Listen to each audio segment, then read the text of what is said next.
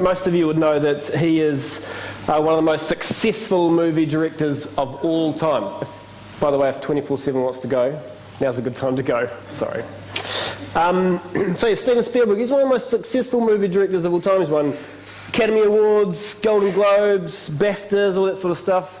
And I think the reason he is so successful is simply because when he makes a movie, he focuses on telling the story. This is what he said once. He said, audiences are hard to please if you're just giving them special effects, but they're easy to please if it's a good story. So I'm going to put his statement to the test, and I'm going to show you some movies that Steven Spielberg has either been the director of or the executive producer or been involved in quite a significant way. And you are going to, if you've seen them, you're going to rate them as a good story or not. So I'm going to put up the movie poster, and then you, if you think it has a terrible story, you hold up one finger for 1 point. And if you think it's a great story, you hold up 5 fingers, or 4 and a thumb, for 5, like it's a great story, okay? So 1, terrible, 5, amazing, and 3 or anywhere in between. Easy? Okay. Some of you are like, I'm not quite sure. 1 is terrible, 5 is great. So I'm going to see lots of fingers in the appropriate format. All right, anyway, here we go. Here we go. I didn't think about that part, actually. All right. Everybody has to have their palms facing me. Okay. This is really not a good idea. Okay, first one. We'll start off with an easy one. Jaws, 1975. Was that a great movie or a terrible movie or a great movie? Okay, all right. It really did a lot for the fear of sharks, didn't it? Okay, what about this one? E.T. the Extraterrestrial. 5s, 3s, 2s. Okay, all right. Okay, a bit of a classic. 1985, Back to the Future. Maybe 10. Well, we've got double hands going on. Okay, that's good. All right, another, I thought, quite a good one, but I'm not trying to influence your voting here. Indiana Jones and the Last Crusade. Yeah? That's getting a few 5s. All right. 1993, big year for movies. Jurassic Park. 1. A little bit scary, maybe. The Velociraptor through the kitchen, that was a pretty scary scene. Okay. 94. Forrest Gump. Alright, now we're talking. A few more of you have seen that, that's good. Okay. 1998. It's 20 years ago this movie came out. Saving Private Ryan. Wow, that's quite a high rating because it was a pretty intense war movie. Okay, and this one, last one I'm going to show you, The Adventures of Tintin. Right, if you haven't seen that, you are missing out on a great film. Right, now, a lot of you have probably seen some of those films, maybe all of those films. If you've seen them, you know that they are great stories. They're entertaining, some of them are enlightening, but you also know that they are not true stories. The characters are not real. Sorry, Indiana Jones, Gary, I know you've modelled your life on him. Those characters are not real. The situations are imaginary in all of those films. This morning we are starting a new teaching series which explores a great story. And I want to point out that this story is true. The characters were real people, the locations still exist today, and the events that happened are a matter of the historical record. And this story has more drama, more depth than a lot of the movies that we see on our screens today. In fact, if this story was turned into a film, it would be a pretty fantastic film, and it has been. So the story we're going to be exploring over the next few weeks is the biblical story of Esther. And Esther is the ultimate rags to riches story. Now, this beautiful young Jewish woman is chosen to be the wife of the most powerful man in the world. A lot of commentators have said that the story of Esther is very similar to the fairy tale of Cinderella. But I think that's unfair on Esther. Because when Cinderella meets her prince in the fairy tale, she lives happily ever after in the palace. When Esther is chosen to be the queen, that is really only the beginning of the story. She's involved in this divine drama to foil the plans of an evil enemy, and in the end she saves her people from a potential Holocaust. Cinderella couldn't do that. Esther was able to do that. She was able to navigate through the dangers and the difficulties because of her faith in God. But here's the most curious thing about this story. Is in the story of Esther, God is not mentioned. It's very unique in the Bible, and there's almost a sense of irony. Like in the Bible, it's a record of God's hand at work, both globally throughout the world and then also individually in people's lives. And yet, the story of Esther, in the Bible, there is no specific reference to God. This one scholar put it like this. He said, "For many, this little book, Esther, is a puzzle. It seems to be out of place in the Bible. There's no mention in it of the name of God. There is no reference to faith or worship. There is no prediction of the Messiah. There is no mention of heaven or hell. In short, there is nothing religious about it, at least not on the surface. It is a gripping tale, but one might rather expect to find it in the pages of the Reader's Digest than the Bible." So as we read the story of Esther, even though there's no obvious revelation of God's presence, there's no lightning bolts coming down from heaven, there's no skywriting in the clouds, there's no audible voice, there's no tangible indication that God is present in the story. And perhaps you've been there. Perhaps you've experienced the silence of God. Maybe you had a decision to make and you needed some guidance. Maybe you had some questions and you needed some answers. Maybe you had a personal tragedy and you were looking for comfort.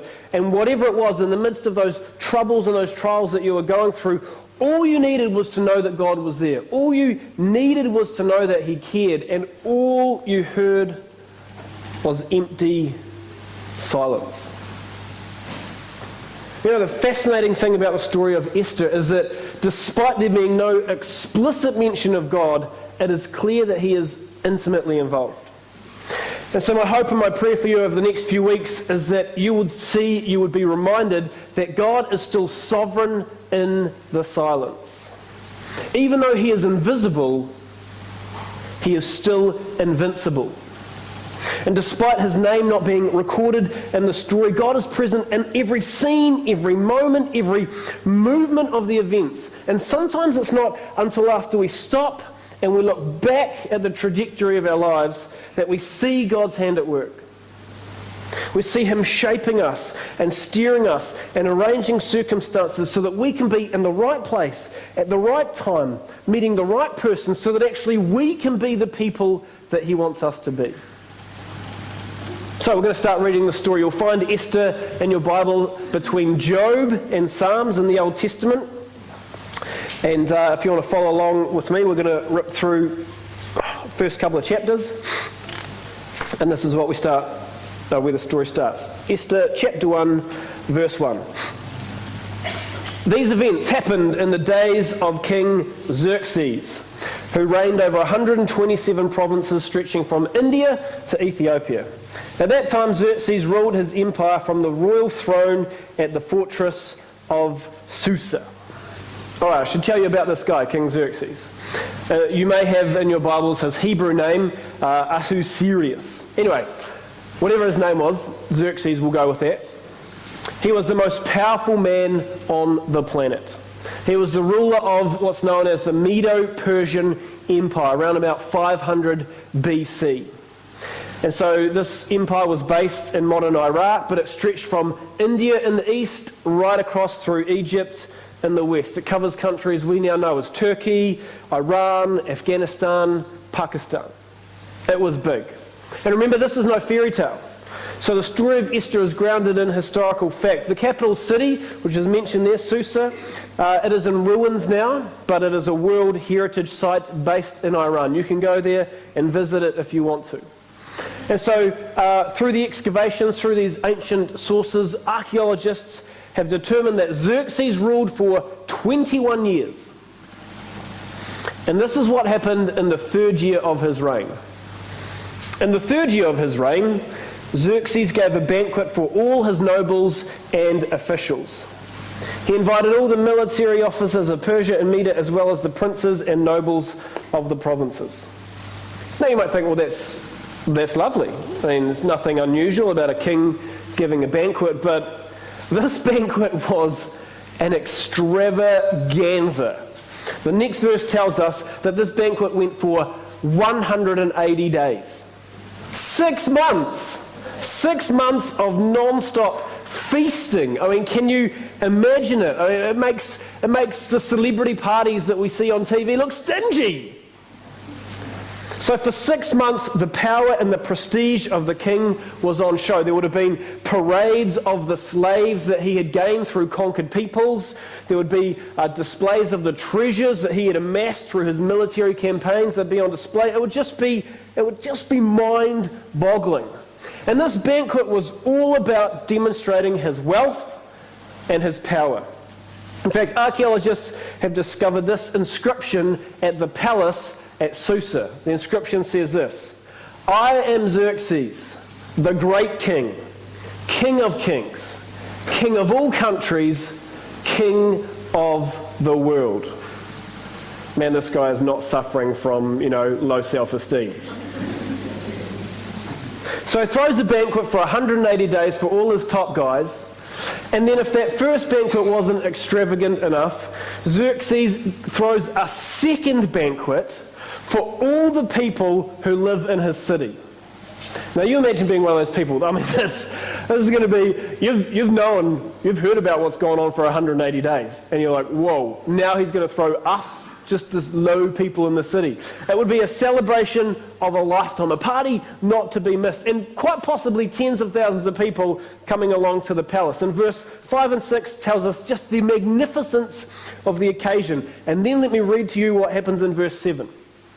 This is for everybody in the city. "Drinks were served in gold goblets of many designs, and there was an abundance of royal wine, reflecting the king's generosity. By edict of the king, no limits were placed on the drinking, for the king had instructed all his palace officials to serve each man as much as he wanted." Can you imagine that in New Zealand? So the mayor of Dunedin says, let's have a citywide party. And for 7 days it's going to be feasting, it's going to be drinking, and the Spates Brewery is going to be open 24/7, and it's going to be free for all. I lived in Dunedin for several years as a student, and I can tell you now that would be utter chaos. Now perhaps the ancient Persians were more restrained than modern New Zealanders, I don't know. But the guests could drink as much as they wanted. And it appears that Xerxes himself, he had quite a lot of his royal wine. This is what we read in verse 10. "On the 7th day of the feast, when King Xerxes was in high spirits because of the wine, he told the eunuchs who attended him to bring Queen Vashti to him with the royal crown on her head. He wanted the nobles and all the other men to gaze on her beauty, for she was a very beautiful woman."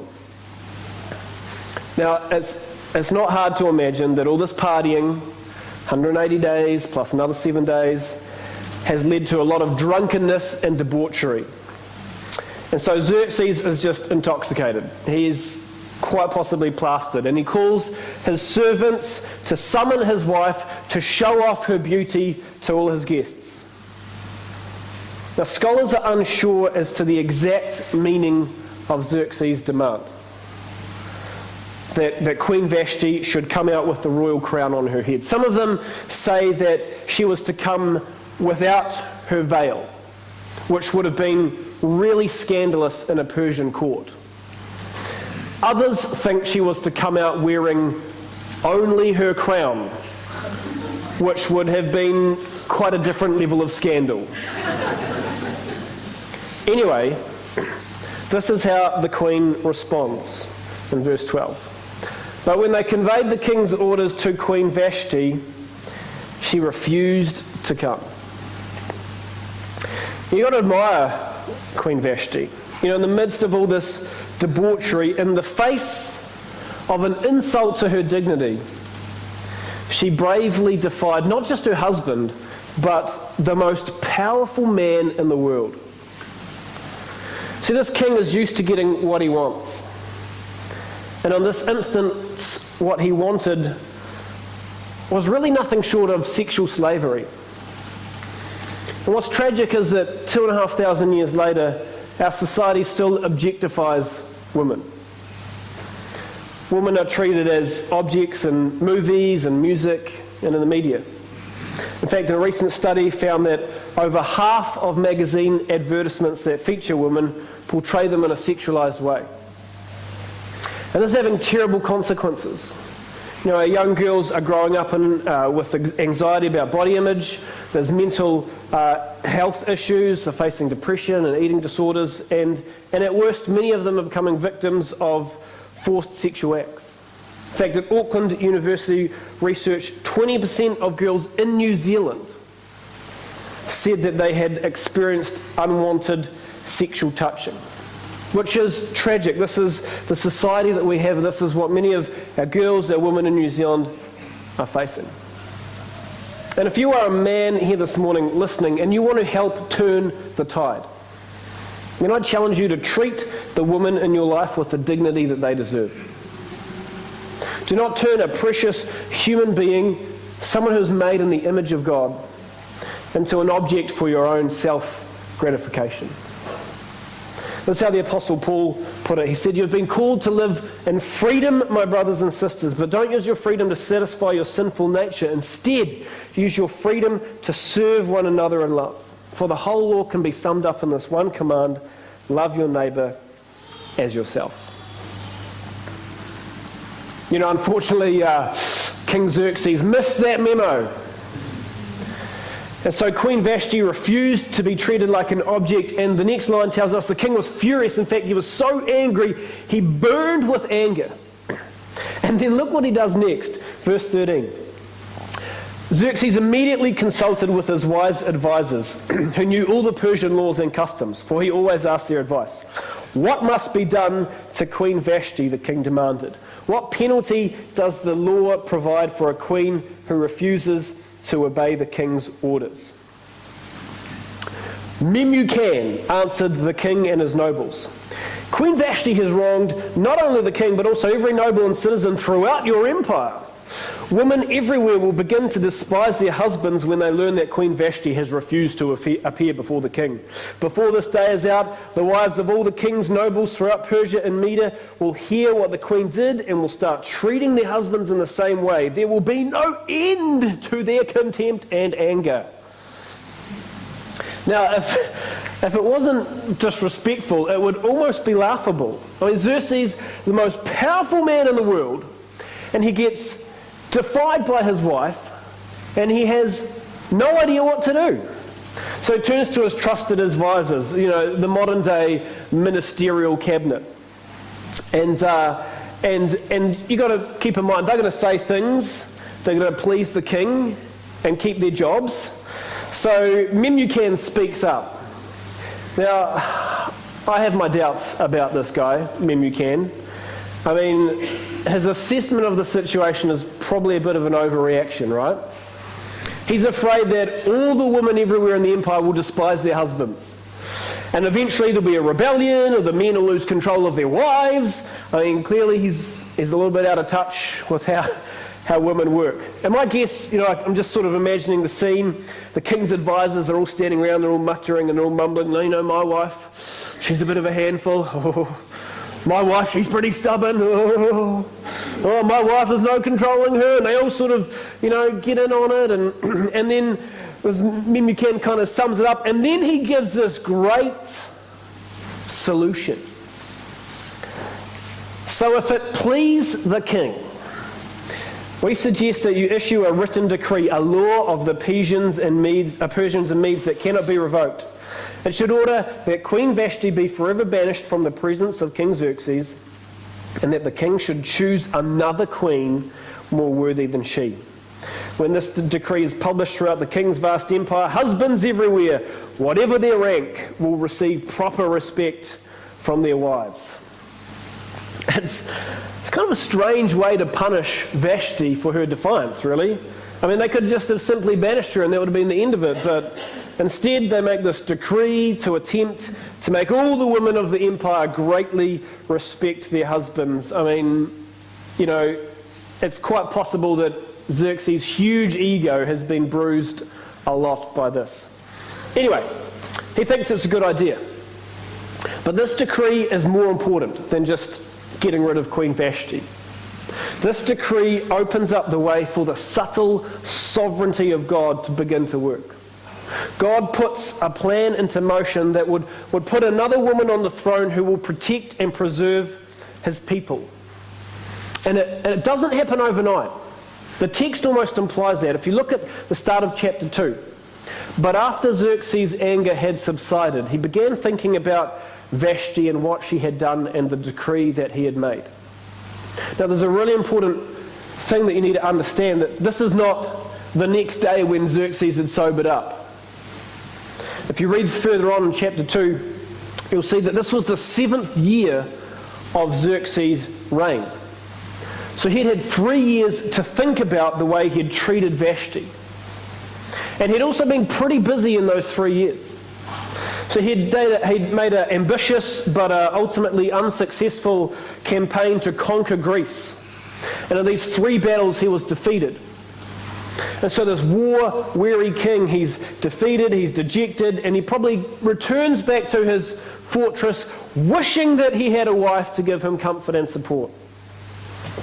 And his staff, they see that he's obviously getting pretty depressed, and so they come up with a cunning plan. Chapter 2, verse 2.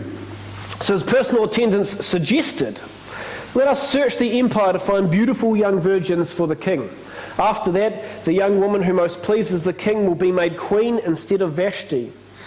This advice was very appealing to the king, so he put the plan into effect. Now I need to be straight up with you. This is a beauty pageant, okay, on an epic scale. So the ancient Jewish historian Josephus, he said that there was around 400 women entered in this competition. And in verse 12 to 14, we find that the women had to go through 12 months of preparation for their one night with the king. Now, I need to convey, this is not a beauty contest in our modern sense. The women were not all lined up on the stage and asked their views on world peace. The women would have 1 year to prepare. And after that 1 year of preparation, each young woman would be taken to the king's bedroom for one night. And they would have one chance to get noticed. Can you imagine the pressure?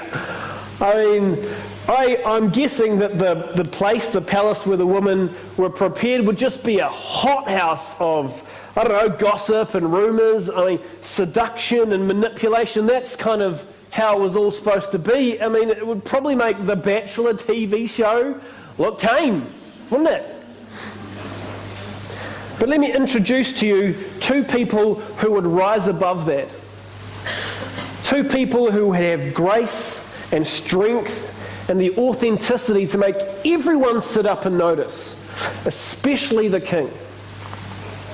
Enter Mordecai and Esther into our story. Chapter 2, verse 5. At that time there was a Jewish man in the fortress of Susa whose name was Mordecai. He was from the tribe of Benjamin. His family had been among those who, with King Jehoiachin of Judah, had been exiled from Jerusalem to Babylon by King Nebuchadnezzar. This man had a very beautiful and lovely young cousin, Hadassah, who was also called Esther. When her father and mother died, Mordecai adopted her into his family and raised her as his own daughter. Now, some historical background is probably going to be helpful. Esther and her uncle Mordecai, they're in a minority people group. They are Jewish.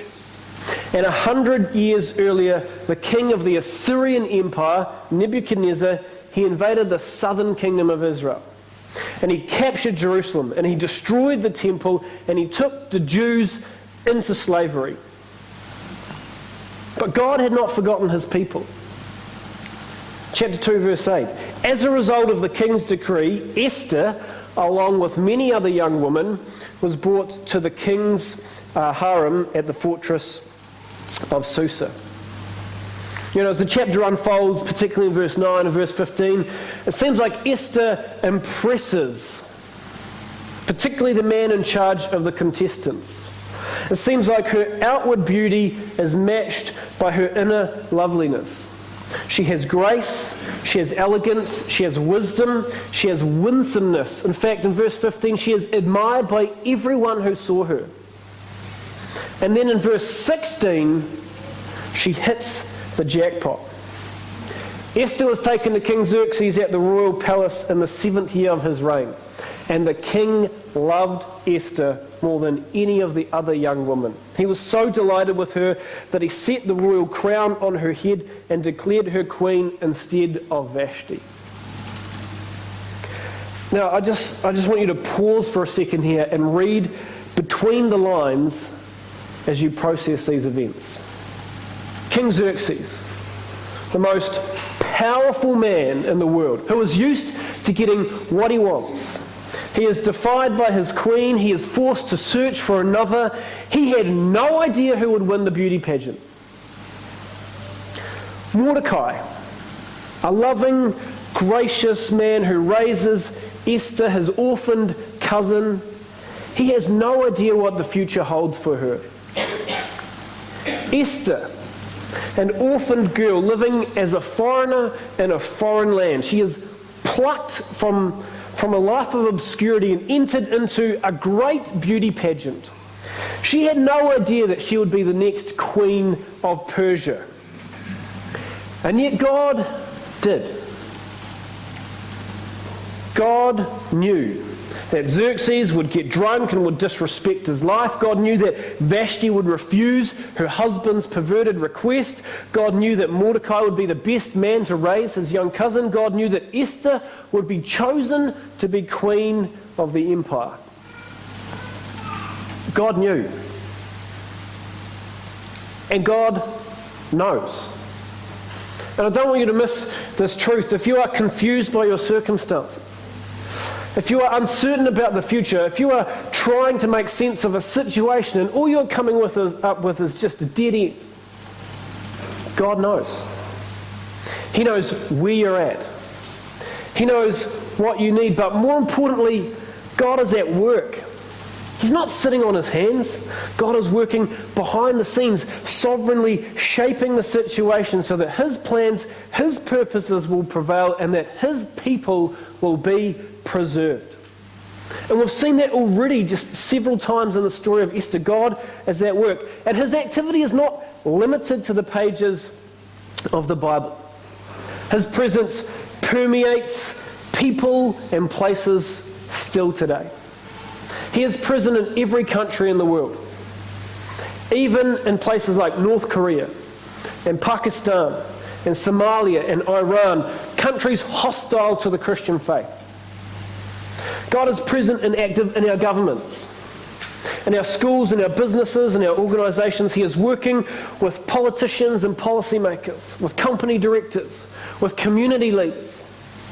And he is present in your life, whether you recognise it or not. And if you are willing to acknowledge his goodness, to trust his guidance, and to embrace his grace, then God is willing to be the director, to be the executive producer, to help shape you to be the person he created you to be. Because who knows what he has in store for you? Almost 300 years ago, this man was born, William Cooper. In his early 20s, he sunk into depression and despair. In fact, his emotional and mental instability was so bad that in his early 30s he decided to take his own life. So he hired a carriage to take him to the Thames River in London.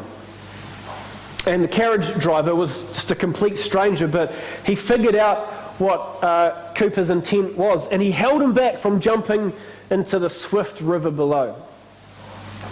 Well, back home at his house, Cooper took poison. But a friend found him and gave him the antidote that he needed just in the nick of time. Well, later that night, Cooper took a knife and he fell upon it, but the blade snapped.